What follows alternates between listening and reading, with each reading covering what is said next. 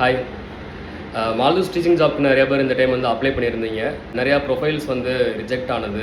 அந்த ப்ரொஃபைல் நம்ம வந்து மறுபடியும் அப்ளை பண்ண முடியுமா? ஒருவேளை ரிஜெக்ட் ஆயிடுச்சுன்னா வேறு ஏதாவது நமக்கு பாசிபிலிட்டிஸ் இருக்கா? இல்லை என்னதான் சொல்யூஷன் அப்படின்றத பற்றி தான் இந்த வீடியோவில் வந்து பார்க்க போகிறோம். ஓகே, வாங்க வீடியோக்குள்ளே போகலாம்.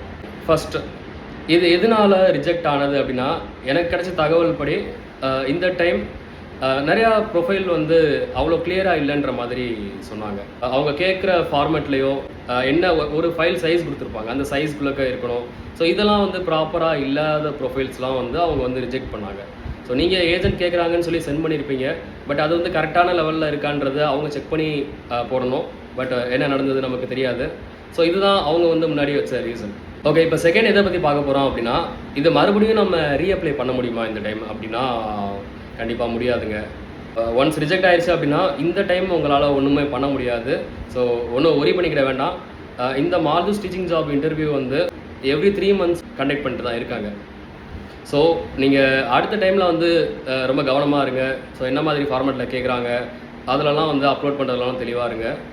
அதே போல் நல்லா நீங்கள் ப்ரிப்பேர் பண்ணுங்கள், பாசிட்டிவாக இருங்க. எப்படி பார்த்தாலும் இன்னும் ஒரு நவம்பர் மிட்டில் நீங்கள் எக்ஸ்பெக்ட் பண்ணலாம் அடுத்த இன்டர்வியூ. ஸோ கண்டிப்பாக இன்டர்வியூ வரும்போது நானும் வீடியோ வந்து அப்டேட் பண்ணுவேன் உங்களுக்கு. இதில் செலக்ட் ஆனவங்களுக்கு ஆல் தி பெஸ்ட், நல்லபடியாக ட்ரை பண்ணுங்கள்.